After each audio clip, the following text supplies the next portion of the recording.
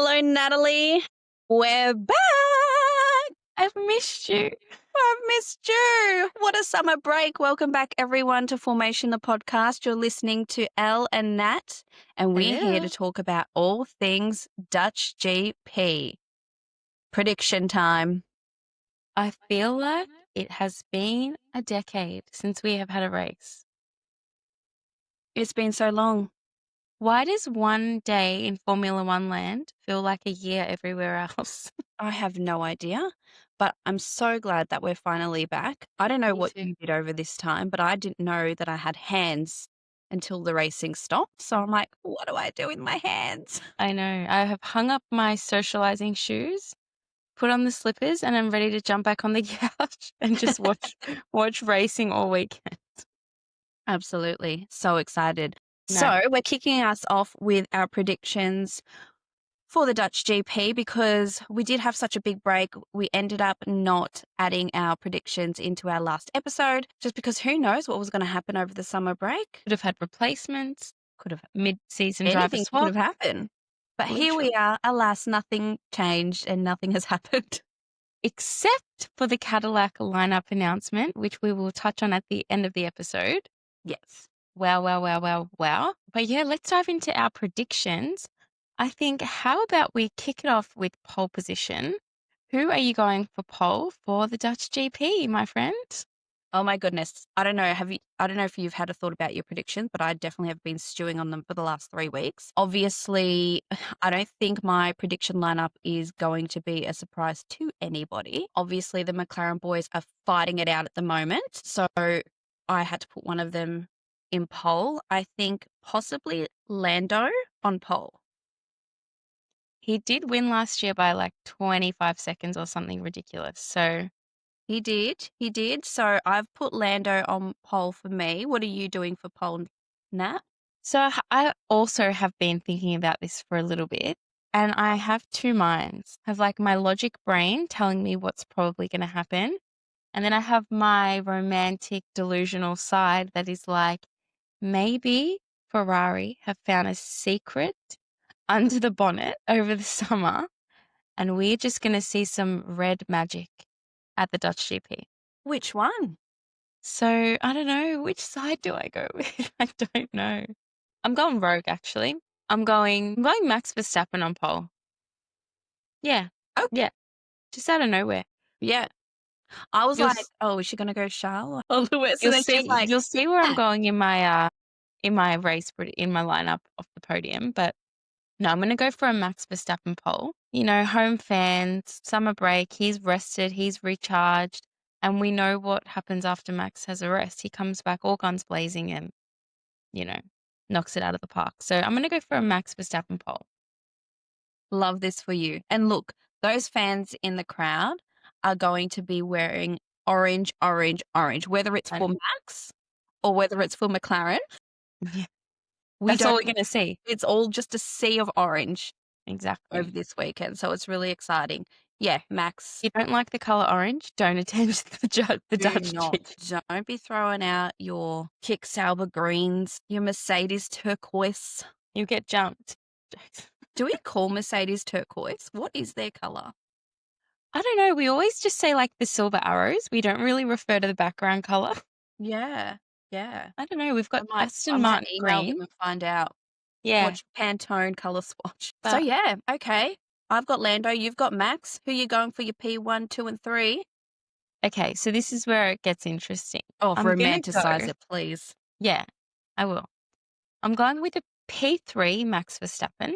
Something's going to happen. What's happened there? Is that like a pit stop error? Is that like... Maybe like turn 1, something. I don't know, but I just feel like something's going to happen there. Okay. I'm going for a P2 Lando Norris. And I'm going for a P1 Lewis Hamilton. I don't know how. I don't know why. Can you hear me wheezing? I love it. I think I'm still living this like summer break energy. I haven't really. And did you see him on his summer break? Oh, he was just living it up. It was all vibes. Checked out, chilling with his dog. Do you know I've been listening to his summer break playlist for the last week? Well, on repeat. Good. glad. Okay, He was just living it up. So, I no. feel like we left the first half of the year just like poor Lewis crying in his hands, upset. It looked like there was no coming back from it. We had rumors he's retiring, we had this, we had that. And no, just comes out and tells everyone that he's had a great break and he's ready to go. Like, bam, as we would Mhm. expect. Bloody So oath. don't count him out. He's still new in that car, still new in that team. And maybe over the summer breaks, things have had a chance to marinate and he's going to come back and just bang, bang, bang. Well, I'm so excited for this. I would And be then we're really going happy to see it. to see pigs flying over the track. No, I'm joking. Yeah, so that's what's happening. I don't know Oh, how, I don't that know was why, to but happen. Could you imagine, like, people would just be throwing tulips onto the race course, like, so happy for him, like, "Tulip, tulip." and this is really off topic, but I was gonna save my Lewis Hamilton P1 prediction for the next race. You Mm. see where I'm going with this? Um, But you know what? I'm just chucking him in. Netherlands, you let's can go. chuck him in now, you can chuck him in next week, Oh, you I can chuck will. him on every single weekend for the foreseeable future. I will. Gonna happen one day, Come on, and Lewis. that day might be Sunday. Wow, quite poetic. I feel like we're out of practice from having all Oh, this time off. yeah, yeah, absolutely. Bear with us, guys. All I right. don't even know how to use this microphone anymore. If you missed that, you did. P3 was Max, P2 was Lando, and P1 is Lewis Hamilton. Baby, baby. Baby, baby, let's go. All right, talk to me. Who's your podium? Yeah, mine's quite sensible, to be honest. Boring. Boring. Oh, tell me, tell me.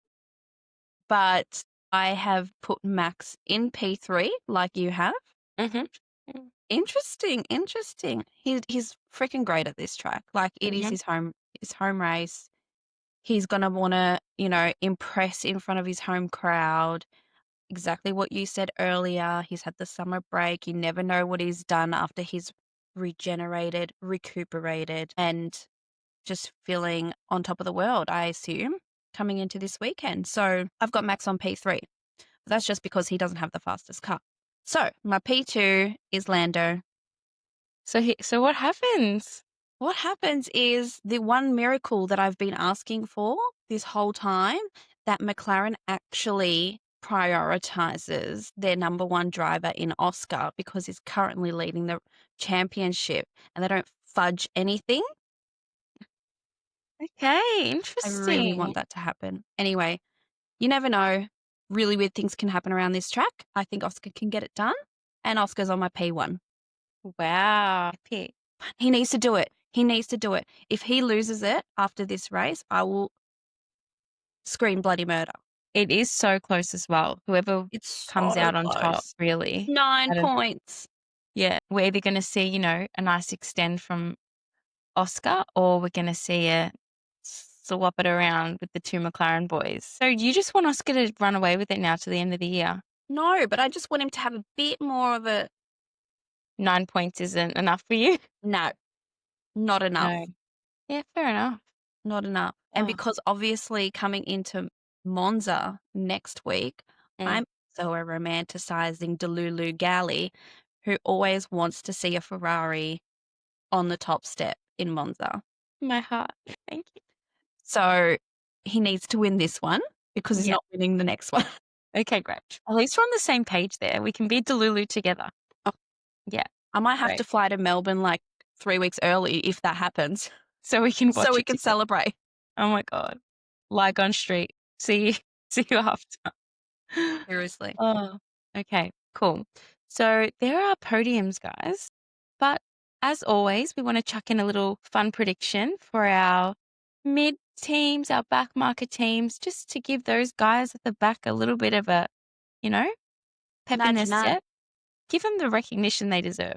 So for our honorable mention predictions, Al, have you thought about this? Talk to me. I'm still thinking. Okay, well, I'll go with mine. My honorable mention is going to be Carlos Sainz. That's a great one. I think at the end of the last race, we were saying, who is Carlos? Where is Carlos? What's going on with Carlos? And I think this week he would have had time to just chill, rest, Mm. recharge. He did well last year at this track. When I say well, he was in the top 5, I think, top 5 or Yep. 6. So, he's performed here before, and I think he can do it again and remind everyone what he's capable of, because I've forgotten. I don't know about you. Come on, Chili. Come on. Oh, we Smooth need to see operator. some of that action. So I am giving him my honorable mention prediction and hoping we get some smooth operating driving in the Dutch GP. Brava, brava. Grazie, grazie. What about you? Well, okay. I've finished on my thinking. For my honorable mention this week, I am going to go with Yuki Tsunoda. Oh, yukes. Oh, Yuke. He's fighting out there for his life at the moment. I think he's got something to prove. Yep. That seat is not permanent, doll. So you need to work hard and get going because you've got it in you. So let's do it this weekend. Show him that you're worthy of staying in that seat. Wild. Let's go. Let's go, Yuki Tsunoda. Let's go. All right. Yeah, I wouldn't mind Yuki or Carlos, so I'm happy with those. Let's see. Let's see. So there are predictions, guys. Let us know yours, your P1, your P2, your P3, your poll, or your honorable mention prediction. Just chuck them in the comments. We love to have a chat. Yep. Talk to us. Anyway, let's move on. Cadillac. Big news. Big news. Big dogs come to town. Proving us all wrong. I definitely thought they were going to announce it in Texas at the American Grand Prix. I was like, what? When? Would have made sense, but also they're going to go nuts on the marketing in the lead Yeah. up at Texas. So Yes, I true. think it was quite smart for them to release it now to then really get everyone excited. Generate those ticket sales. All those Perez fans will Oh, be coming right up and they will be buying tickets to see Perez there, I think. percent. So I think, we had our predictions. And if you listen to our last episode, we had some quite wild ones at that for the Cadillac seats. But I think we were both in agreement that Valtteri was going to definitely be in one of those seats. Thank God. I know.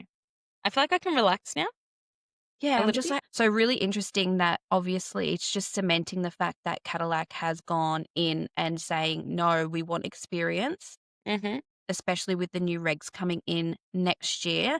Both these drivers have been through multiple rule changes Mm-hmm. and regulation changes. So it's just a walk in the park for them. I'm sure they'll be really quick to get up and go. And it's something that they wouldn't have been able to achieve with a rookie. For sure. And I think as a new team, they come in with no fan base. Getting those experienced drivers is going to automatically give them a fan base with people that follow either Valtteri or Perez. And we both know that they have huge followings. So I think it's definitely a smart move on that front. Also, two veterans in the same car, it's going to be easy to measure if they're performing or not as well.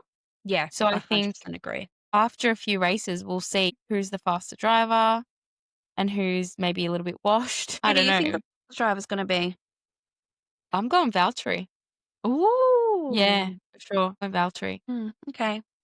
I I was going think, to say Perez. okay, we beg to differ. At the end of last season, I listened to an interview of Valtteri's and he said that he felt like that was the best year of driving he's ever done as a Formula One driver was with Sauber. But because the car was just so slow, he couldn't show that. Mm, He reckoned he had the year of his life. So wow. maybe we didn't see his peak at Mercedes and maybe we are yet to see it. And maybe we'll see it next year at Cadillac. Who knows? He's such an entertainer as well, isn't he? What a great pick for Cadillac in terms of TV coverage and just like good vibes. And Yeah. I bring that for Checo as well. Checo's not a standout when you think of like Personalities. all drivers. Mm. Yeah, for sure. So yeah, their partnership I think will be really good and sturdy for Cadillac Yeah. in their No, it'll first be year. great. So We'll get to see them race for the first time because the I first race of the know. season is in Melbourne. How good. Oh my God. Like even seeing an extra 2 cars on the track, like in Cadillac there, it's just going to be so exciting. I know. Just a tiny part of me, and I know we always talk about this. I don't know if it's because we're Australian or because we just love Daniel Ricciardo. But I think if he was still interested in racing they would have signed him like that. Oh, yeah. Oh, he would have been their number 1 He was a pick. shoo-in, Yeah, a shoo-ee. 100%, He but was he a was like, shoo-ee. "Nah, He was I'm shoo-ee. retired." Yeah, he was a I know. shoo-in with a shoey. But anyway, I don't know. I need to get out of that land of wishing for Daniel Ricciardo to come back because I don't think it's ever happening Danny again. Rick, Danny Rick, Danny Rick, Rick, Rick. Um, Anyway, exciting times for Cadillac. I wonder how everyone else feels. 2 drivers that they know quite well, but also just having the extra 2 cars on the track. So Chaos. it's gonna be very exciting. Qualifying at Monaco next year, wow, it's gonna be even better than it's ever been because there's just gonna be so much traffic. They're gonna need, like, Lollipop lollipop ladies. ladies just to man the traffic. Stop. Okay, go. I'll call up the one from the local school, see if she's available. Yeah, yeah. What's Send her her name? over. Doris? Doris. Doris, you're needed in Monaco. An emergency. Oh my god. Oh gosh, no, That's so it's good. exciting. I think exciting for Cadillac, exciting for us as fans, exciting that it's race week again after having a break. And let's just get right back into it, see where everyone's at. Let's go. Thanks all for listening. Thanks, guys. We'll see you after the race. We'll catch you next week. Bye. We'll catch you this week. See you later.